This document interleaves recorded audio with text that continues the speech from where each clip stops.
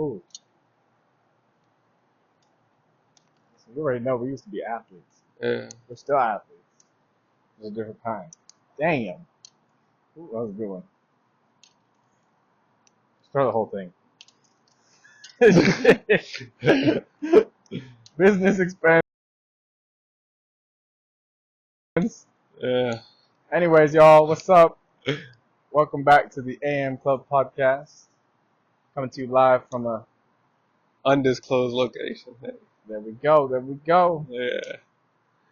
But hey, man, this is actually just a beautiful ass. I wish y'all could see this view from where we're at, but you can't know where we're at because it's an undisclosed location. But it's really like a beautiful ass day. And this tree is like shading us right now, so it's like we're not taking all the Oh, the sun. 100-degree fucking weather. Oh, yeah, that is true. Yeah. It makes a big... Shade really makes a big difference. Huge difference, bro. Huge. But hey, what do we have for our podcast listeners today, man? I actually forgot the podcast topic. Well, fuck. I remember it, so it's really... Oh, you want to... No. Try. You go ahead, but I'm trying to see if I can remember. All right, so how to be one of zero. Right. 1 of 0. Be 1 of 0. Wow. How did I forget that? Yeah, I don't know. You came up with it too. That's great. I mean, you can take one here. Oh yeah, thanks, bro. Oh, that one's cracked. You might actually be able to see what's inside. Yeah, I saw one to see that. I tried to place it on the chair and shit, but it fell out. Anyways, there's these little seed pods that we're fucking with right now because you shake them and you can hear the seed. It's kind of like a rattlesnake rattle, so it's pretty cool. I mean, it gives us something to fidget with. Yeah. But being 1 of 0, that's it's a very interesting topic. And I actually had an interesting conversation about it this week. Phenomenal conversation, may I say, on a wonderful day as well. But essentially being 1 of 0 is like being a black swan, being unique. It's almost like you shouldn't exist against all odds. Austin, what's your take on being 1 of 0? So, Jose always likes to, dive in deep into those situations and topics and shit like that and give you a existential definition of what he's talking about. So I'm just going to say, hey, being 1 of 0 is really being your own individual person. Because if you look out in the world today, everybody is a fucking follower. Most people, there's this quote actually. It's in one of one song that I like. It's a West Side Gun song. Shout out to West Side Gun. But basically, at the end of the song, the guy was having a conversation, and he was like, "Everybody's trying to be cool, and you don't even know that you're cool because you're trying to act like everybody else who thinks they're cool." And he said, one dude walks into a room of 5 people, and they all try to be one person, the same person. So it's like, if you're in a room by yourself, or not by yourself, but with multiple people, most people tend to go and assimilate and try to kind of mimic each other's likes and dislikes and whatnot because they feel comfortable. It's comfortable being liked. It's comfortable being the same as other people because then you have similar interests, and that means that, potentially you could be in a group with people and not feel alone. However, most people, few people travel the road of being 1 of 0 and saying, hey, look, I'm me. This is what I want to do. This is how I want to do things. I don't care if anybody out there has a problem with it. I'm going to do it regardless. So that's my take of being 1 of 0. And personally, I believe people who are 1 of 0 are probably the most successful people on the earth. Because when people say, hey, look, you should fall in line and do whatever these billions of other people are doing and be a worker, the person who's 1 of 0 says, hey, look, I'm a boss. I am a not genius, well, kind of. Could be.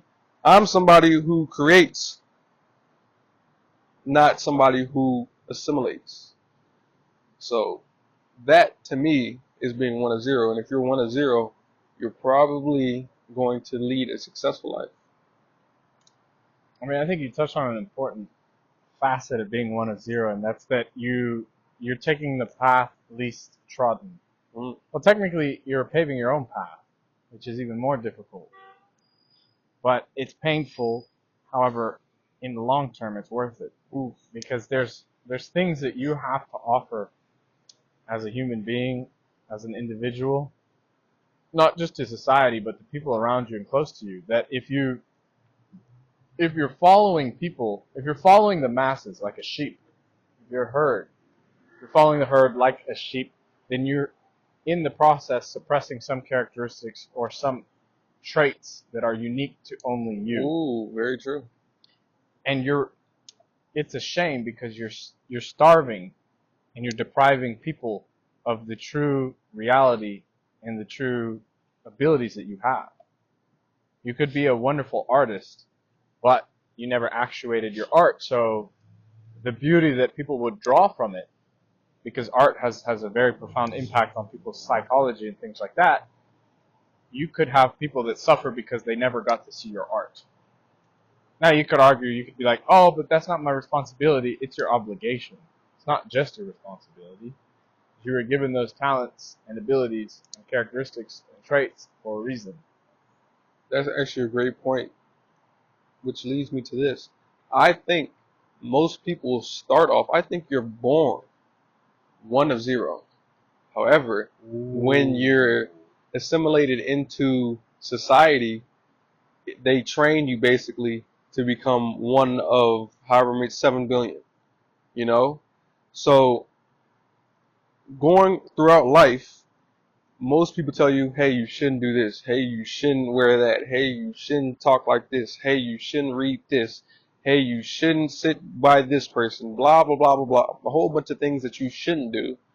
And then it kind of trains you and rewires your brain and rewires who you are as a person to say, the things that I feel like doing, the things that I felt were natural to me, clearly they aren't natural because everybody keeps telling me that I shouldn't do it.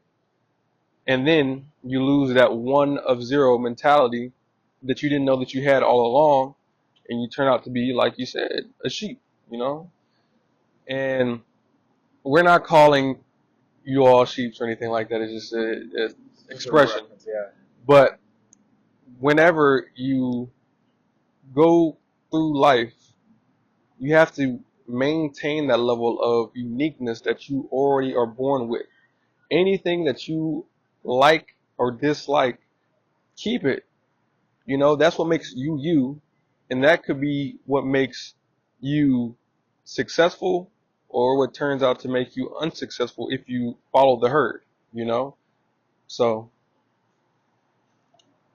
That is a good point. I was trying to think if I should expound on that, but I don't think so. I think that's far enough to that route. I think being one of zero, especially in business, because you need to distinguish yourself from your competition. And if there's a characteristic aside from price that distinguishes you from your competition, then you're essentially establishing your niche. And as everybody knows, having a niche, not just in business and social media, everything is important because you can essentially monopolize an entire area, which is that's important. That is important because it leads to long-term success. And right, it definitely helps in short-term success. right, But I think, like you said, it's interesting. When we're born, we're one of zero, but we fall into habits and patterns, or we're put into cookie cutter molds like we are in school. If you go to public school, that's kind of how you got to behave a certain way, you have to dress a certain way, you have to do certain things, which there's pros and there's cons. right, But when you get shoved into that cookie cutter frame, you lose that individuality. right. And so it's life is the process of rediscovering that individuality and actuating it, and then expounding on it. So that requires a degree of introspection. And when we're saying this, we're not saying that you should be a lone wolf because we talked about this before. Yeah, don't do it. Don't be a lone wolf. We're not saying that you should be one of zero and like be to yourself and not try to get along with people. We're not saying that. We're just saying that be you and who you uniquely are, you know? And again, if that's in your personal life or if that's in business as well, you know, what makes you stand out? especially in business. What makes you stand out? What separates you from everybody else? It's that one of zero mentality or that one of zero nature that you have. The things that make you unique are what make you stand out and take you further in whatever it is that you're trying to do in life.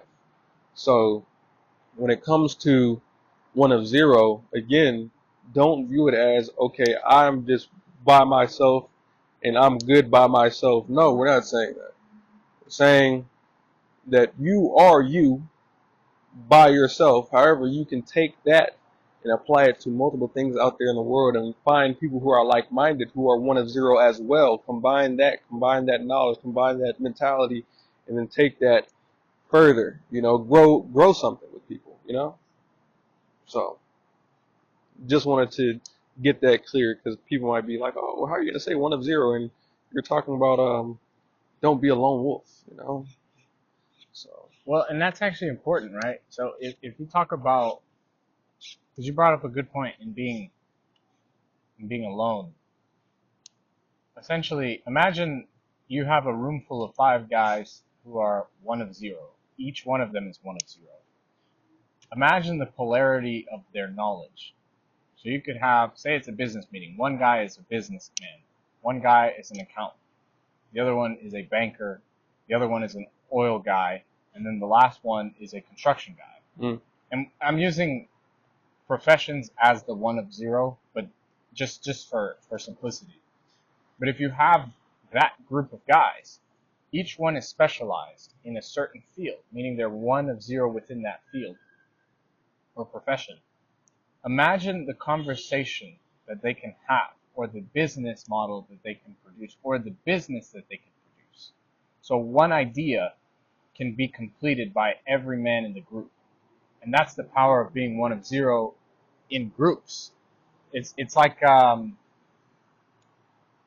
it's kind of like the I don't want to talk about it, but it's kind of like the polarity of polar opposites and how yes they attract, but they actually make each other better.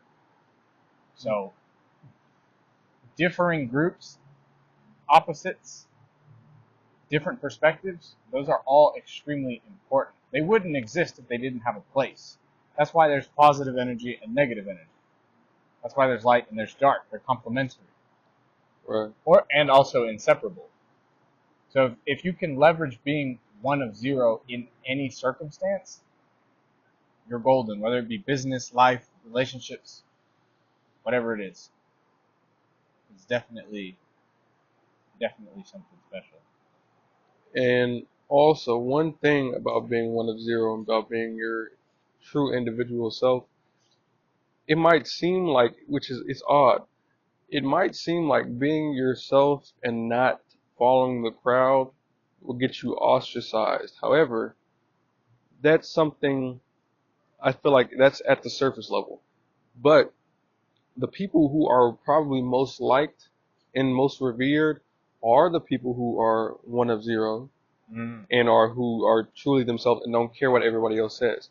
Initially, it might be something that might push someone or ostracize somebody. However, in the long run, in the grand scheme of things, when everybody is being the same, the people in that group want to be around somebody who is different, who's unique. It's like girls back in the day with the biker boys, with like the Oh, biker jackets and shit like that. You have a society who is naturally inclined to, just go to school, do your work, play sports. There's the cheerleaders, there's the jocks. That's the normal thing to do. That's like, the general population. However, if you're not in that group, you would think that you would be ostracized. And there are a certain amount of people who are ostracized because they're not in that general population. But then there's the biker boys, there's the people who say fuck the rules, all that shit.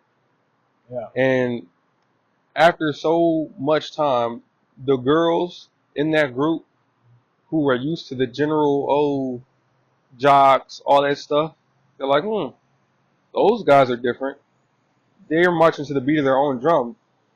I want to see what they're talking about. They seem cool. They don't care what everybody else is doing. They do what they want. that's cool. I want to go talk to them. And not just when it comes to like men and women relations, but just in life in general. It eventually gets to that point to where like when you see people who are doing different things, who are doing very unique things. We saw somebody today in fucking wherever we're at. We're not gonna say, but you know, wherever we were at, who was very unique. And instead of saying, "Oh my gosh, what a fucking loser," no, fuck no. We're saying that dude is cool, and how he approached it, and how he had the confidence to go out and do what he did, and with who he was doing it with. It was super, super cool to see. You get a degree of respect. Yes. A high degree of and respect. we both said, hey, we want to go up to this dude and be like, hey, man, that's cool as fuck. Like, I like how you did that shit. That's cool. You know? And it's because he was being unique. He was being himself. Being he authentic. didn't care. Authentic. He didn't care what anybody else said. So, you know, at a certain point, maybe it just comes with age. I don't know. But at a certain point, the people who are most revered are those who don't follow the status quo. You know? And those who are most successful don't follow the status quo. I think it's a part of also knowing when to give a fuck. Ooh.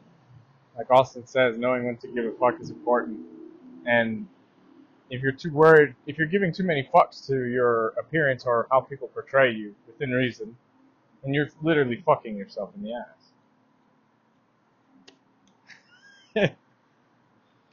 I have to add the last part. I wouldn't have said it. I wouldn't have said it like that. Just to get Austin's reaction.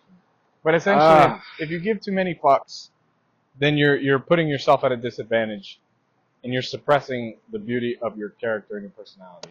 So, yes. And to be honest, you know, when it comes to being one of zero, and I've touched on this with like a couple other pods that we've done recently. We're not saying that this shit is going to be easy. We're not saying that this shit is going to be just a fucking walk in the park and everybody's just going to love you right off the bat. Fuck no. When you're being yourself, when you're being a one of zero person, everybody's going to tell you that you're fucking stupid. You're doing something wrong. Why are you not doing what everybody else is doing? It's safer that way. Just play it safe. Just get health insurance. You know, yeah, basically. And play it safe and all that shit. However, you have to fucking take what is it? No biscuit or risk it, some shit like that. You don't get the fucking biscuit if you don't risk it. Some shit like that. No risk it, no biscuit, some shit. I think that's actually kind of, I like that. No risk it, no I think that's what it is. But basically, you know, if you don't take the risk and you don't fucking try something new, you don't fucking innovate, you don't create, you don't fucking step outside that box. You get no biscuits. You don't fucking progress, and you don't get far or as far as you'd like to. Everybody who is a fucking billionaire on this planet, well, not everybody, because some people were born into it. However, the roots of that $1 billion wealth generation is because somebody said, hey, I'm going to try to innovate. I'm going to try to be different. That was interesting. But I'm going to try to be different, you know? So, and along the way, people were probably telling them they're fucking dumb. I'm not saying the, what is it? The airplane dude. What is it? Wrights? I forgot. Wainwrights? No. The ones who, basically invented the plane. What's their name? The last name? The Wright brothers? Something like that. It is the Wright brothers. Yeah. So I was like, yeah, right. The Wright brothers. So, and watch it not be the Bill brothers. Yeah, some shit. But you know, when they were trying to build their first flying contraption, everybody was probably telling them that they were fucking crazy. Definitely. But they were one of zero. They're like, hey, I have an idea. I have a dream. I'm going to make it happen. You know, whether anybody believes in me or not, I'm going to make it fucking happen because I'm one of zero. I'm one of none. You know? So, along the way, it's going to be a little bit painful. It might, you know, there might be people along the way that might, you know, shit on your dreams and shit on what you are trying to do in life. But to me, that's how you know that you're on the right path. If people are telling you, hey, that's too risky, hey, you shouldn't be doing that, you should play it safe, you're on the right path. You're going to where you want to go. Because the route to success is a bumpy route. the route to mediocrity is one Smooth. smooth. Everybody's gonna tell you that you're doing nice, yada yada yada. That's a good analogy. And it's a highway. It means you go fast to shit. Yes, That's all I basically. got. Any closing remarks? Closing remarks. You know, get some fucking sun, bro. Yeah, get Get that some vitamin sun. D, Get baby. out That's good fucking for you. side. Enjoy life. Be your fucking self, man. At the end of the day, you rather be you than try to act like somebody else and not be happy. Because at the end of the day, you're gonna be happy being you. However, if you're faking it and trying to be like somebody else, that whole time when your mask is up and you're smiling on the outside, you know that's not who you are on the inside. So go ahead, be yourself, and just enjoy that shit. Love that shit, man. You're you. You're here for a reason. That's it. That's all. Go be one of zero, my friends. The M Club Podcast.